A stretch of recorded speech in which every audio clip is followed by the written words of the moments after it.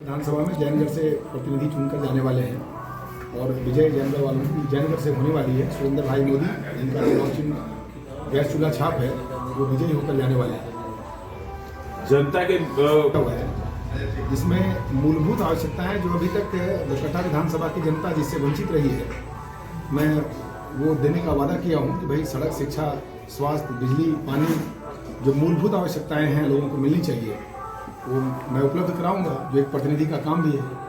अच्छा, पलटू चाचा फंड लेके मांगा करते थे वोट को लेकर के, और जो पलटू चाचा के नाम पे जानकी जादव का नाम है, और देखे कि जेबीएम में काफी अच्छा वोट लाया था और पलट गए भाजपा में, फिर भाजपा से चल गए जेएमएम में, क्या कहना चाहेंगे? विचार है, कोई किस दल में जाते हैं ये उनकी अपनी सोच है। ये तय करना मतदाताओं का काम है कि वो उनको किस रूप में ले रही है। आप खुद ही कह रहे हैं कि वो पलटू चाचा हैं, तो स्वाभाविक के बीच में यही बात होगी। और इस बार बदलाव की पूरी परिस्थिति बन गई है, लोग भूल चुके हैं चाचा भतीजा से, इसलिए इस बार बदलाव होना तय है। जी, देखा जाए धर्म में लोग जिनकी मृत्यु होती है तो उनको लकड़ी खोजना, कोयला खोजना बहुत मुश्किल हो जाता है। वो टायर जला जला के डेड बॉडी को जलाते हैं, जो बहुत ही एक तरह से कहिए प्रदूषण को भी नुकसान, प्रदूषण भी फैला रहा है, पर्यावरण भी इससे प्रभावित हो रहा है और कठिनाई भी बढ़ रही है। तो प्रत्येक प्रखंड में एक शव दाह गिरा की व्यवस्था हो, ये सुनिश्चित करना चाहिए सरकार को। जनता से उसमें आप अपना बहुमूल्य जो वोट है वो बटन दबा करके हमको समर्थन दीजिए और विधानसभा में सुरेंद्र मोदी को भेजिए। आप अगर हमारे मुद्दों को आप गौर किए होंगे तो ये पाएंगे कि हमारा कोई भी मुद्दा ऐसा नहीं है जो एक प्रतिनिधि नहीं कर सकता है। वो मुद्दा ऐसा ही है, एकदम व्यवहारिक है। कठिनाई तब बढ़ जाती है कि जब प्रतिनिधि अपनी जिम्मेवारी से भागने लगते हैं। आज जो कठिनाई आ रहा है, पिछले 20 साल से लोग झेल रहे हैं, उसका बड़ा कारण यही है कि चुनाव जीतने के बाद ये लोग यहाँ से गायब हो जाते हैं और अपने अपने व्यापार में, अपने अपने ठेकेदारी में लग जाते हैं और क्षेत्र की जनता त्रस्त रहती है। आप इंटायर पूरे बरकट्टा विधानसभा का देख लो। मैं कल गुरहर में था, वहाँ पे जाने की सड़क नहीं है। गुरहर की एक और समस्या क्या है कि भाई पानी वहाँ पे जो है वो 20 फीट 30 फीट पे केवल पत्थर है, जबकि वहीं बगल में 200 मीटर 300 मीटर के बगल में नदी है और अच्छी नदी है जिसका बढ़िया पानी है। कुछ नहीं करना है, जल मीनार बना करके और पानी को उस पूरे गांव में सप्लाई कर देना है, क्योंकि वहाँ पानी की बहुत बड़ी समस्या है। कल वहाँ के बहुत लोगों ने बैठ के हमारे साथ मीटिंग में ये बात रखा।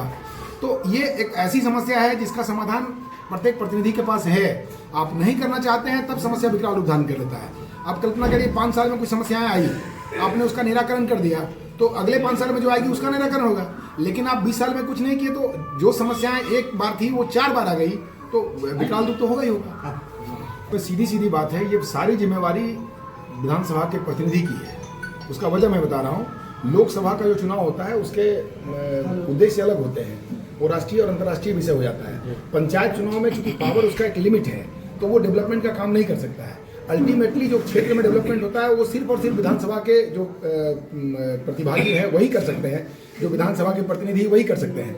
तो भाई अगर वो जिम्मेवारी से भाग रहे हैं तो सड़क क्या, प्रत्येक चीज़ों में समस्या है। यहाँ पे शिक्षा की व्यवस्था को देख लिया ना भाई, आज इतनी बड़ी आबादी अपनी है, अभी प्रत्येक प्रखंड में एक डिग्री कॉलेज होना चाहिए, है क्या? एक डिग्री कॉलेज बरकट्टा में खुला भी है, संचालित हो रहा है क्या प्रॉपर तरीके से? अपने बगल में ITI कॉलेज, ये पॉलिटेक्निक कॉलेज बना है गोहाल में। चाचा जी अलग फीता काट रहे हैं, भतीजा जी अलग फीता काट रहे हैं। फीता काटने से पढ़ाई होगी क्या? तो इन विषयों को तो लोग समझ ही रहा है कि भाई बिल्डिंग बना देने से व्यवस्था तो बनेगी नहीं, उसको संचालित करना प्रॉपर तरीके से, ये बड़ी बात है। बनाना विषय है क्या? आप अगर चले जाते हो पुस्तकालय में तो जाने मात्र से आप विद्वान हो जाओगे या किताब पढ़ने से विद्वान होगे? तो बिल्डिंग आपने बना दिया प्रॉपर तरीके से, अगर उसका संचालन नहीं होगा, वहाँ बच्चे आएंगे नहीं, पठन पाठन प्रारंभ नहीं होगा, संसाधन मिलेगा नहीं बच्चों को, तो कैसे आप उसको बढ़िया मानेंगे? क्या 20 है, चुनाव चिन्ह गैस चूल्हा छाप है।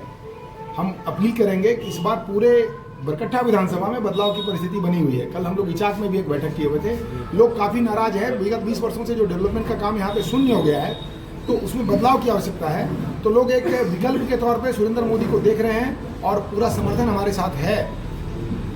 इचाक हो, बरकट्टा हो, जयनगर हो, दाटी झरिया, दारू और चंदवारा हो, आप सारे चलकुस्सा हो, आप सारे लोगों को देखेंगे तो सब लोग यही चाह रहे हैं कि इस बार बदलाव की पूरी परिस्थिति बनी हुई है और बदलाव होना तय है।